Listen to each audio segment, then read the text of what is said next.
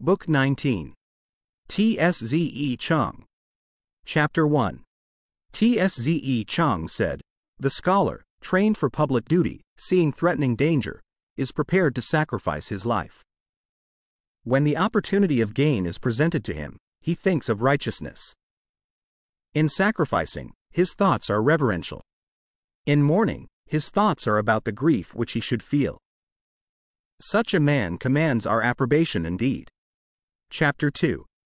Tsze-chang said, "When a man holds fast to virtue, but without seeking to enlarge it, and believes right principles, but without firm sincerity, what account can be made of his existence or non-existence?" Chapter 3. The disciples of Tsze asked Tsze-chang about the principles that should characterize mutual intercourse. Tsze-chang asked, "What does Tsze say on the subject?" They replied, "Tsze says, associate with those who can advantage you. Put away from you those who cannot do so." Tsze-chang observed, "This is different from what I have learned. The superior man honors the talented and virtuous, and bears with all. He praises the good, and pities the incompetent. Am I possessed of great talents and virtue? Who is there among men whom I will not bear with? Am I devoid of talents and virtue? Men will put me away from them. What have we to do with the putting away of others?" Chapter 4. Tsze said, "Even in inferior studies and employments there is something worth being looked at, but if it be attempted to carry them out to what is remote, there is a danger of their proving inapplicable. Therefore, the superior man does not practice them." Chapter 5. Tsze said, "He who from day to day recognizes what he has not yet, and from month to month does not forget what he has attained to, may be said indeed to love to learn." Chapter 6. Tsze said, "There are learning extensively, and having a firm and sincere aim, inquiring with earnestness, and reflecting with self-application. Virtue is in such a course." Chapter 7. Tsze said, "Mechanics have their shops to dwell in order to accomplish their works. The superior man learns, in order to reach to the utmost of his principles." Chapter 8. Tsze said, "The mean man is sure to gloss his faults." Chapter 9. Tsze said, "The superior man undergoes 3 changes. Looked at from a distance, he appears stern. When approached, he is mild. When he is heard to speak, his language is firm and decided." Chapter 10. Tsze said, "The superior man, having obtained their confidence, may then impose labors on his people. If he have not gained their confidence, they will think that he is oppressing them. Having obtained the confidence of his prince, one may then remonstrate with him. If he have not gained his confidence, the prince will think that he is vilifying him." Chapter 11. Tsze said, "When a person does not transgress the boundary line in the great virtues, he may pass and repass it in the small virtues." Chapter 12. 1. Tsze said, "The disciples and followers of Tsze, in sprinkling and sweeping the ground, in answering and replying, in advancing and receding, are sufficiently accomplished. But these are only the branches of learning, and they are left ignorant of what is essential. How can they be acknowledged as sufficiently taught?" 2. Tsze heard of the remark and said, "Alas! Yan Yu is wrong. According to the way of the superior man in teaching, what departments are there which he considers of prime importance and delivers? What are there which he considers of secondary importance and allows himself to be idle about? But as in the case of plants, which are assorted according to their classes, so he deals with his disciples. How can the way of a superior man be such as to make fools of any of them? Is it not the sage alone, who can unite in one the beginning and the consummation of learning?" Chapter 13. Tsze said, "The officer, having discharged all his duties, should devote his leisure to learning. The student, having completed his learning, should apply himself to be an officer." Chapter 14. Tsze said, "Mourning, having been carried to the utmost degree of grief, should stop with that. Chapter 15. Tsze Shah said, "My friend Chang can do things which are hard to be done, but yet he is not perfectly virtuous."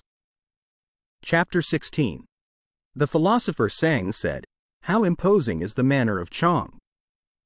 It is difficult along with him to practice virtue." Chapter 17. The philosopher Saying said, "I heard this from our master. Men may not have shown what is in them to the full extent, and yet they will be found to do so, on occasion of mourning for their parents." Chapter 18. The philosopher Saying said, "I have heard this from our master. The filial piety of Mang Kuang, in other matters, was what other men are competent to, but, as seen in his not changing the ministers of his father, nor his father's mode of government, it is difficult to be attained to." Chapter 19. The chief of the Mang family having appointed Yang Fu to be chief criminal judge, the latter consulted the philosopher Sang. Sang said, "The rulers have failed in their duties, and the people consequently have been disorganized, for a long time. When you have found out the truth of any accusation, be grieved for and pity them, and do not feel joy at your own ability." Chapter 20. Tsze-chang said, "Chao's wickedness was not so great as that name implies. Therefore, the superior man hates to dwell in a low-lying situation, where all the evil of the world will flow in upon him." Chapter 21. Tsze-chang said, "The faults of the superior man are like the eclipses of the sun and moon. He has his faults, and all men see them. He changes again, and all men look up to him." Chapter 22. 1. Kung Sun Chao of Wei asked Tsze-chang, saying, "From whom did Cheng Ni get his learning?" 2.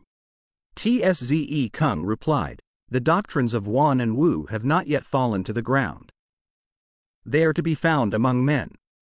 Men of talents and virtue remember the greater principles of them, and others, not possessing such talents and virtue, remember the smaller. Thus, all possess the doctrines of Wan and Wu. Where could our master go that he should not have an opportunity of learning them? And yet what necessity was there for his having a regular master?" Chapter 23. 1. Shu Sun Wu Shu observed to the great officers in the court, saying, "Tsze-chang is superior to Cheng Ni." 2. Tsze Fu Ching Po reported the observation to Tsze-chang, who said, "Let me use the comparison of a house and its encompassing wall. My wall only reaches to the shoulders. One may peep over it, and see whatever is valuable in the apartments. 3. The wall of my master is several fathoms high. If one do not find the door and enter by it, he cannot see the ancestral temple with its beauties, nor all the officers in their rich array. 4. But I may assume that they are few who find the door. Was not the observation of the chief only what might have been expected?"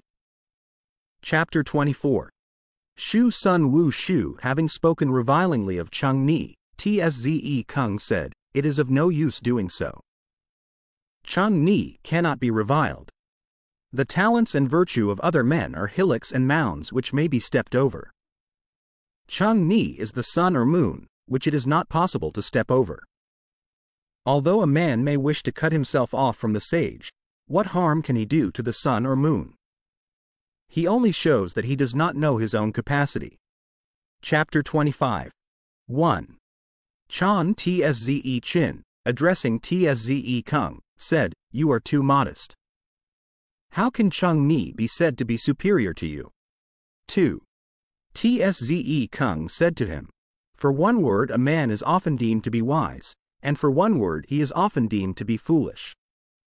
We ought to be careful indeed in what we say." 3.